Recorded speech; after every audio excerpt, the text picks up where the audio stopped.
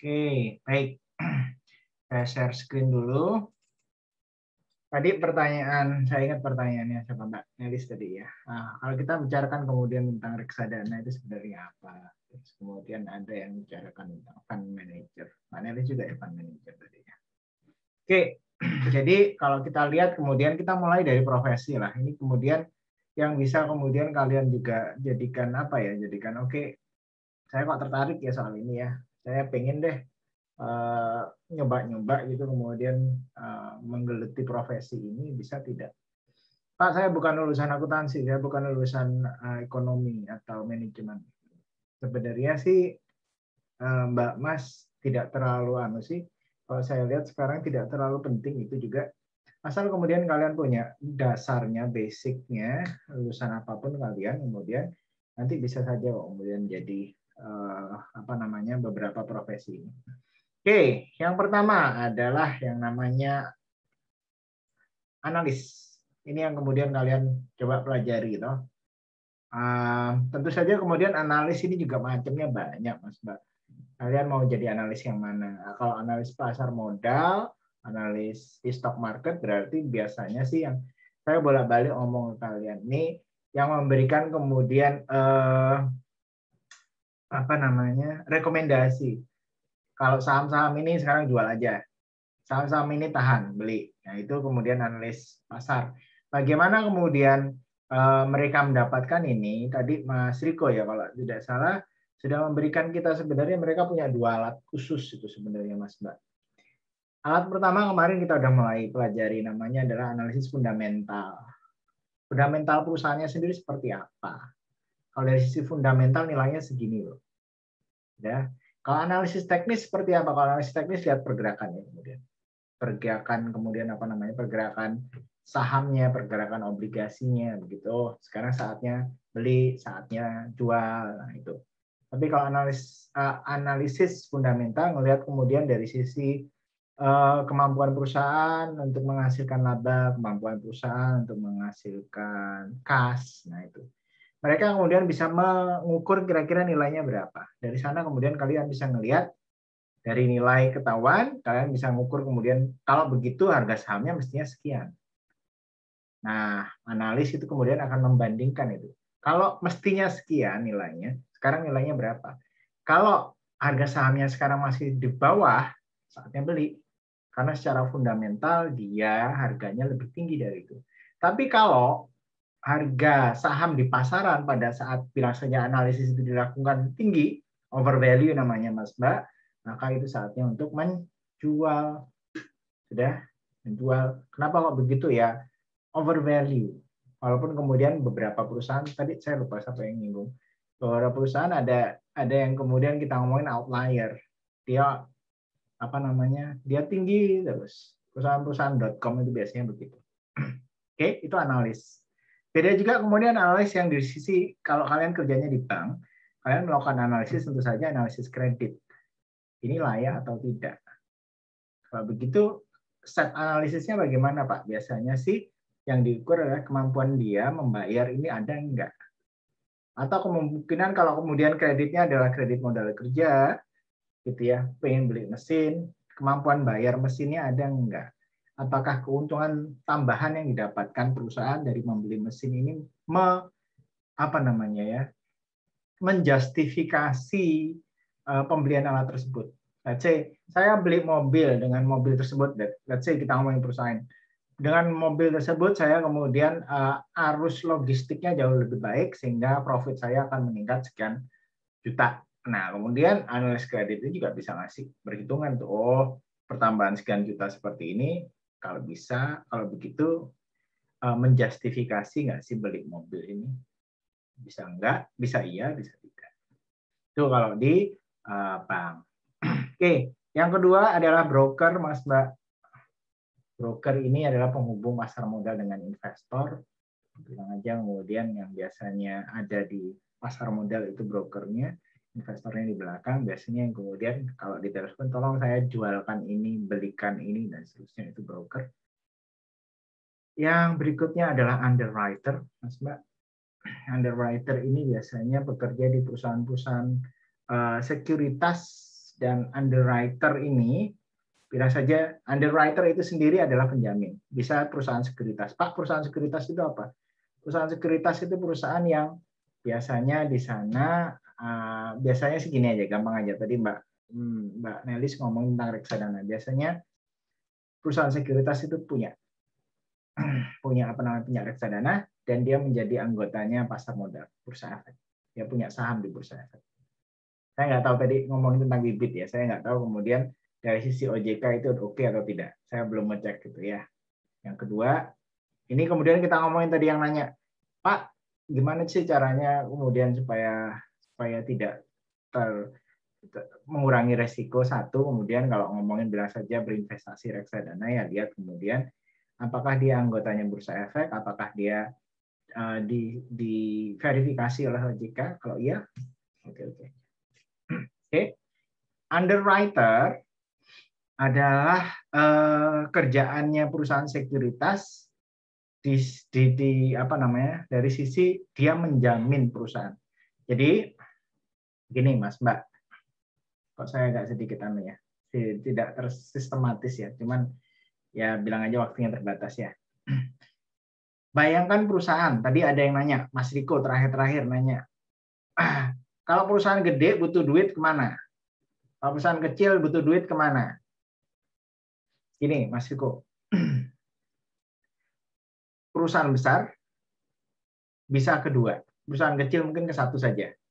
Perusahaan besar itu biasanya bisa ke bank atau bisa ke pasar modal, Mas Riko. Kalau ke bank, berarti kemudian dia ya ke bank, terus banknya ada analisnya, oh dia cukup punya kemampuan untuk bayar hutangnya kembali. Kasihlah pinjaman.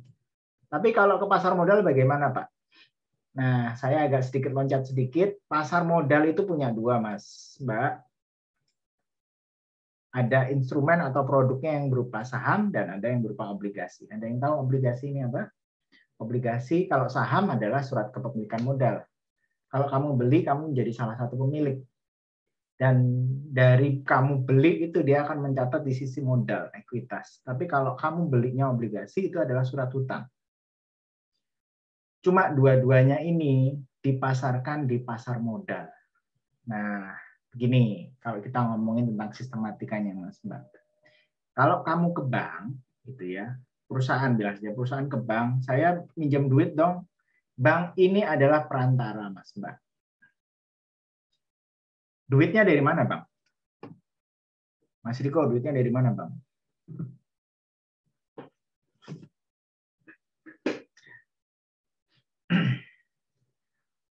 Duitnya dari masyarakat, publik. Udah, kamu nabung di sana, punya deposito di sana, gitu kan. Terus kemudian kalau kamu punya penghasilan, biasanya gajimu juga ditaruh di sana. Nah, itu dari publik. Di sisi lain kemudian ada bank, di sisi lain kemudian ada mereka yang membutuhkan. Sudah, perantaranya adalah bank. Bank ini dapat untung dari mana? Dapat untungnya begini. Dia ngasih masyarakat publik yang punya duit ini, dia ngasih bunga kan. Bunganya let's say 5%. Ketika dipinjamkan ke mereka yang butuh duit, perusahaan, masyarakat yang ingin beli rumah, mobil, dan sebagainya, dia bisa minjemkan, bilang saja, oke, kamu tak kasih bunga 10% ya.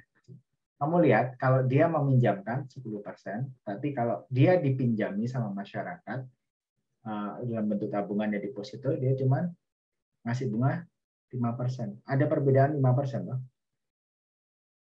Atau bilang aja saya ganti deh. Bunga yang dikasih ke masyarakat 5%, tapi bunga kalau dia meminjamkan itu 8%. Berarti kan ada perbedaan 3%. Di situ Mas Mbak yang namanya spread, tingkat keuntungannya bank itu dari sana. Karena dia jadi perantara, penengah. Udah?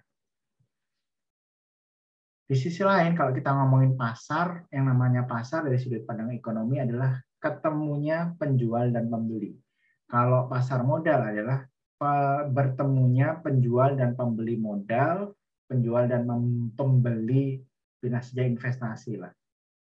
Jadi pasar modal itu seperti bank yang bilang saja perantara. Ya kamu ketemu aja di tempatku. Otomatis kemudian tadi Yang satu kan 5% tuh masyarakat. Sedangkan yang di perusahaan kan kalau dipinjemi kalau ke bank itu 8%. Pasar modal bisa kayak gini, Mas Mbak. Pasar modal bilang, daripada kamu ke bank, mending ke pasar modal aja. Saya kasih bunga 6,5%. Atau bilang saja ketemu di tengah-tengah wes antara dua ini. Penjual yang punya duit, kamu dapat bunga nanti 6,5%. Yang butuh duit, kamu bisa minjem dari ini nih, masyarakat ini di 6,5%. Ngerti ya? Ketemu di tengah. Ketemu antara penjual dan pembeli. Akhirnya kemudian secara konsep mestinya kalau perusahaan minjem duit dari pasar modal itu bunganya lebih kecil. Oke. Di sisi lain sisi lain masyarakat daripada naruh uangnya di deposito mending ke pasar modal. Tadi kan cuma 5% kalau kamu ke deposito. Sekarang kalau kamu ke pasar modal dapatnya 6,5%. Secara konsep dia memang lebih menguntungkan baik buat yang nyari pinjaman ataupun yang memberi pinjaman. Oke, sampai sini ada pertanyaan? Dari sisi konsep dulu. Karena banyak yang non ekonomi. No problem? Izin tanya, Pak. Yuk, silakan Mas Riko. Ya, artinya untuk pasar modal sama bank itu tingkat keamanannya sama juga ya. Jadi itu bukan masalah untuk masyarakat. Bukan. Ya, nggak ada masalah Mas Riko, nggak ada masalah. Cuma begini Mas Riko, dari sisi perusahaan sendiri kalau kemudian mau pinjam ke pasar modal atau kemudian mau mengeluarkan saham baru Mas Riko, list syarat yang harus dipenuhi yang itu disyaratkan oleh Bapepam itu banyak. Bilang saja harus untung 6 bulan terakhir harus untung, kemudian selama saya lupa itu selama 3 tahun terakhir juga harus untung. Jadi banyak syarat-syarat begitu yang kemudian memang untuk menjamin bahwa mereka yang mau mengeluarkan obligasi atau saham di pasar modal itu benar-benar perusahaan yang cukup baik lah, gitu kurang lebih. Nah, ketika perusahaan ini mau mengeluarkan saham atau pasar modal, obligasi, bisa jadi kemudian saya ingat kasusnya Garuda, lagi-lagi Garuda. Garuda itu mengeluarkan saham baru dan kemudian ternyata tidak selaku yang diharapkan. Kalau begitu, terus bagaimana? Nah, ini biasanya ada yang namanya underwriter, Mas Mbak. Perusahaan sekuritas. Perusahaan sekuritas tergantung perjanjiannya. Oke, nanti bilang aja sebelumnya ini. Sebelumnya kan sudah kemudian dirancang, sahamnya dijual di berapa per lembar dan sebagainya. Sama perusahaan sekuritas kemudian juga ada kontrak gitu. Kalau tidak terjual bagaimana? Ada yang kemudian tidak terjamin, tidak dijamin sama sekali ya kalau nggak terjual ya wes. Biarkan apa adanya, itu berarti nggak terjamin, nggak dijamin sama perusahaan sekuritasnya. Ada yang menjamin tapi sebagian, dan yang sering kali dilakukan oleh perusahaan sekuritas adalah menjamin sepenuhnya. Kalau tidak terjual, maka yang beli adalah perusahaan sekuritas. Dan disitulah profesi yang namanya underwriter, penjamin itu muncul. Sekarang terakhir adalah fund manager. Ini kerjanya juga di perusahaan sekuritas. Biasanya sih analis, broker, underwriter, fund manager itu kerjanya di perusahaan sekuritas semua.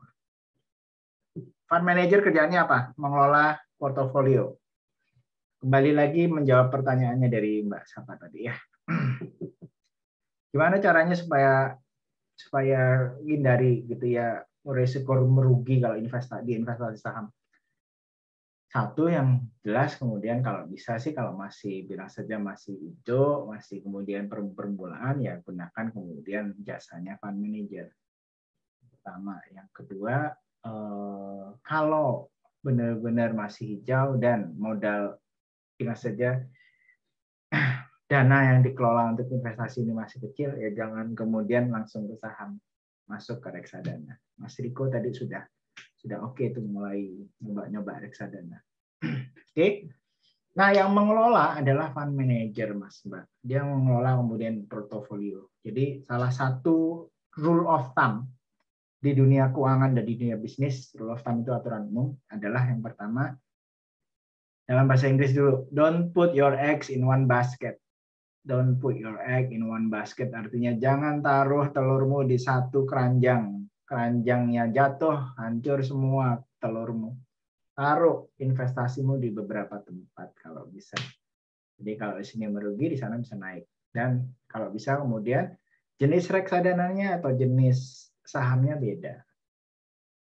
Tuh, biasanya ini yang dilakukan oleh fund manager. Dia kemudian diversifikasinya bagaimana supaya resiko kerugian itu bisa saya minimalisir sedemikian rupa. Nah, itu kerjaannya fund manager itu. Termasuk kalau kita lihat di sini, nah ini kemudian menghubungkan ke sini kan. Nah, oke. Sekarang jawab pertanyaan Mbak Melis tadi ya. Kalau kita ngomongin saham, itu surat kepemilikan modal, kalau obligasi surat utang, dua-duanya adalah instrumen produk pasar modal. Cuman begini Mas Mbak, kalau kamu langsung main saham, main obligasi itu biasanya butuh dana yang cukup gede. Kan biasanya ada aturan awalannya, itu kamu harus main berapa lot gitu ya untuk saham. Pak, bisa nggak sih kemudian kalau begitu mahasiswa mulai kemudian kalau tertarik ini mulai bermain saham? Ya bisa, Mas Riko tadi bisa. Caranya adalah dengan memanfaatkan ini, fund manager. Fund manager sendiri yang dilakukan adalah begini, Mas Mbak. Dia bikin instrumen, portofolionya dia, oh ini portofolionya ini terdiri dari, let's say, sahamnya Semen Gresik, sahamnya Bank Mandiri, saham apa, yang kemudian menurut dia itu faktor resikonya bisa diminimalisir, tingkat keuntungannya bisa dioptimumkan. Kalau dia bikin portofolio saham, terus kemudian menjual ini, kepemilikan dari portofolionya ini, bilang aja kan tadi, bilang saja kalau mau main seperti itu, bilang saja butuhnya 100 juta. Udah, bilang saja jadi mau fund manager kecil-kecilan gitu ya, yang di perusahaan sekuritas. Saya bikin portofolio, ini 100 juta butuhnya. Nah, 100 juta ini kemudian saya bisa kemudian jual ke Mas Riko, ke Mbak Esther, Mbak Nelis gitu ya. Oke, beli deh. Saya kemudian murah-murahan aja, 100 ribuan per lembar ikutan portofolionya. Jadi yang awalnya saham portofolio gitu, kemudian dipecah lagi sama dia, tapi lembarnya sekarang menjadi lembar reksadana. Kalau reksadananya itu terdiri dari portofolio yang saham, ya namanya reksadana saham. Kalau obligasi, ya reksadana obligasi. Kalau pasar modal, pasar uang, ya pasar uang. Atau hybrid. Hybrid ini apa, Pak? Ya bisa campuran antara ketiganya, atau campuran antara saham dengan obligasi, obligasi dengan pasar uang. Jadi intinya sih begini. Kalau ini di otak-atik sama Pak Fund Manajernya, sahamnya bikin portofolio terus dijual dalam pecahan yang lebih kecil, itu namanya reksadana saham. Kalau obligasi di otak-atik sama Pak atau Ibu Fund Manajernya dan dijual dalam pecahan yang lebih kecil lagi, namanya adalah reksadana obligasi. Sedangkan pasar uang itu, Mas Mbak, kalau kamu investasinya mau coba investasi, itu investasi valuta asing, dolar, Australian dollar, yen, dan seterusnya, itu namanya pasar modal. Dan kalau fund manajernya ini main-main di sini, bikin portofolio, ya ini yang kita sebut sebagai reksadana pasar uang. Itu intinya sih kemudian kalau dari sisi konsep. Terus cara mainnya gimana, Pak? Ini buat Mas Riko juga ya. Tips, cuman mungkin Mas Riko juga sudah. Cara mainnya begini, Mas Pak. Kamu kemudian ke perusahaan sekuritas, kalau di tempat kami di ekonomi ada kantor cabangnya Dana Reksa. Dana Reksa itu salah satu perusahaan sekuritas. Nah, namanya keren ya, tinggal dibalik aja Dana Reksa. Ya. Kamu bisa kemudian ngomong ke sana, kalau saya tertarik beli reksadana bagaimana? Oh ya, buka rekening dan sebagainya nanti ditunjukin. Minimum berapa belinya? Nah, Kalau sudah seperti itu, saya sarankan Mas Mbak setidaknya mulai mengenali 2 instrumen. Kalau mau mulai itu. Reksadana saham sama reksadana obligasi. Tadi Mas Riko ngomongin tentang reksadana yang berpenghasilan tetap, nah itu obligasi berarti biasanya. Dah. Cara mainnya adalah begini Mas Mbak.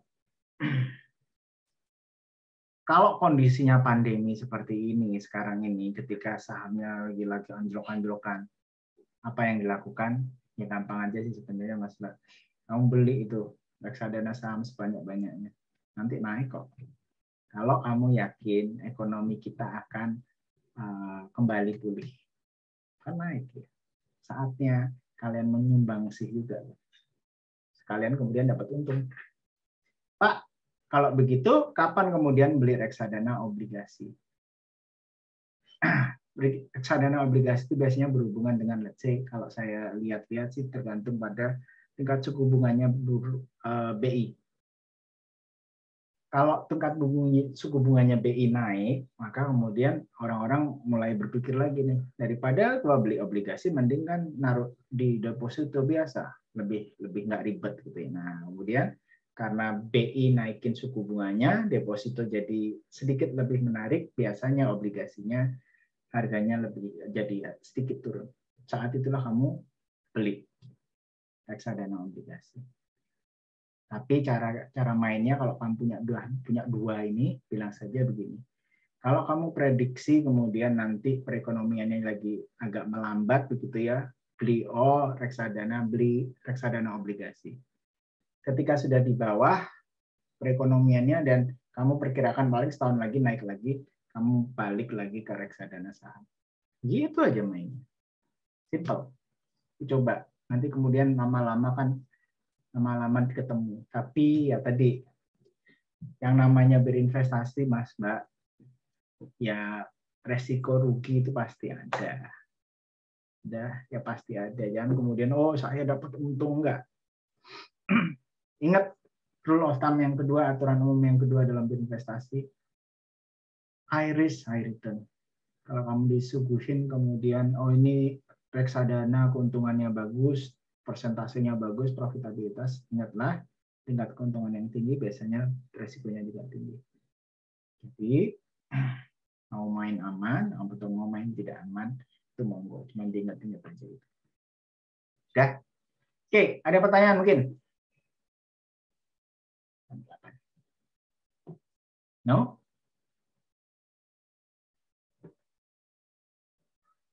Oke, sedikit wanti-wanti saja ke kalian kalau kemudian kalian nanti dapat apa namanya ya, peluang atau dikasih tawaran peluang investasi, tolong berhati-hati sekali.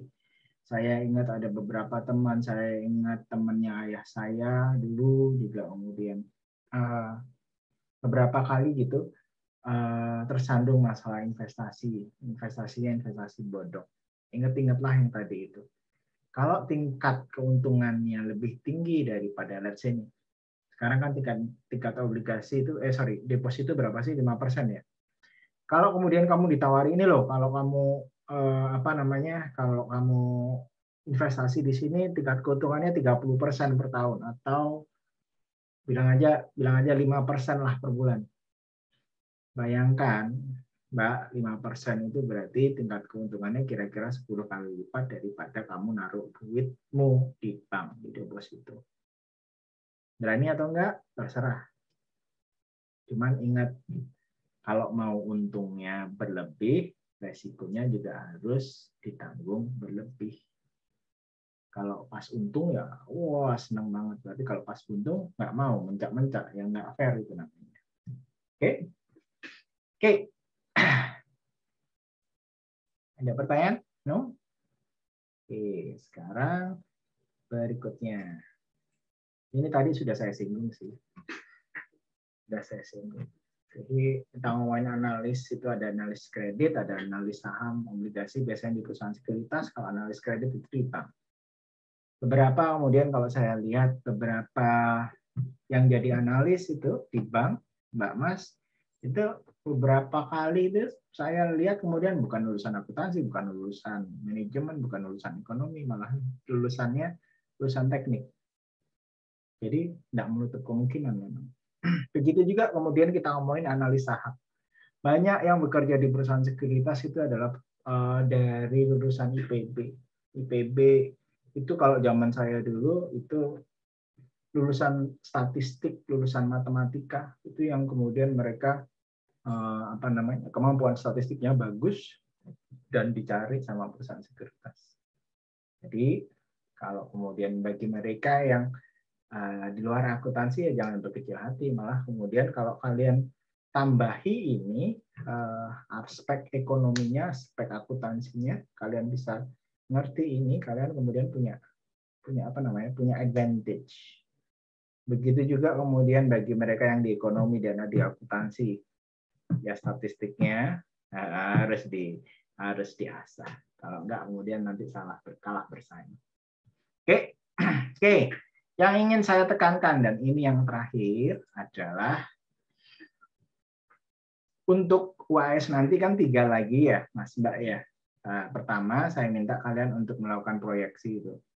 Sudah saja proyeksi kas, proyeksi labanya selama let's say kemudian setahun ke depan lah setidaknya. Udah dari sana kan kemudian kalian kemarin itu kalian melakukan prediksi nilai lah, estimasi nilai perusahaannya berapa. Di diskusi malam ini yang menjadi tugas kalian setidaknya adalah melakukan yang ini, Mas Mbak.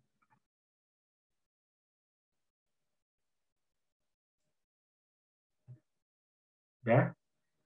Ini adalah analisis yang minimum yang harus kalian lakukan untuk tugas kedua setelah UTS.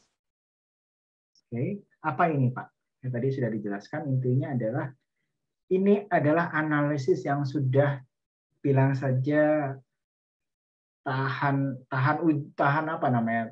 Bilang saja sudah pengalamannya sudah banyak sekali dan bilang saja banyak sekali dipakai dan terbukti. Walaupun kalau dari sudut pandang akuntansi, sudut pandang ekonomi, ini landasan teorinya nggak ada. Cuma rumus ini udah dari dulu kemudian ditemukan oleh yang namanya Altman ini dan kemudian dia sudah teruji. Dan ini saya minta kalian untuk melakukannya. Tadi sudah disebutkan ada 5 gitu ya, ada 5 rasio, apa dibagi apa, rasio pertama, rasio kedua apa dibagi apa, dan seterusnya. Nah, 5 ini kalian kemudian bikinkan Z-score-nya, terus dari sana kan kita dapat interval itu. Kalau kamu di interval ini berarti kira-kira beresiko tinggi untuk bangkrut, kalau yang di tengah-tengah berarti gray, abu-abu, masih tanda tanya lah bilang aja, atau aman, area aman. Saya minta kemudian kalian melihat perusahaan kalian ini nanti masuk ke yang mana. Tentu saja nggak berhenti di sana, kalaupun kemudian nanti dia ada di area gray, dia ada di area yang bangkrut, tentu saja saya minta kemudian yang perlu diperbaiki yang mana. Ya, nah itu kemudian kita ngomongin analisis prediksi kesulitan keuangan. Oke, ada pertanyaan mungkin? Jadi yang ini yang nanti untuk tugas kedua. Simpel-simpel aja dari saya, Mas. No problem? Tidak ada pertanyaan? Oke, kalau tidak, ya terima kasih sudah hadir malam ini, gitu ya. Selama bila saja 2 jam kurang sedikit deh, 2 jam kita berdiskusi. Mudah-mudahan kemudian diskusi kita mendatangkan manfaat, mendorong kalian kemudian kalau mau belajar tentang tadi ya investasi, belajar tentang analisis di sisi di dunia sekuritas, dan belajar mungkin nanti secara mandiri karena tadi cuma sekilas gitu ya tentang Altman Z-score. Oke, kalau tidak ada pertanyaan, saya akhiri dulu untuk malam ini. Kita ketemu lagi, insya Allah masih satu lagi ya untuk diskusi presentasi kalian minggu depan. Jadi kita ketemu lagi minggu depan. Wassalamualaikum warahmatullahi wabarakatuh. Selamat malam.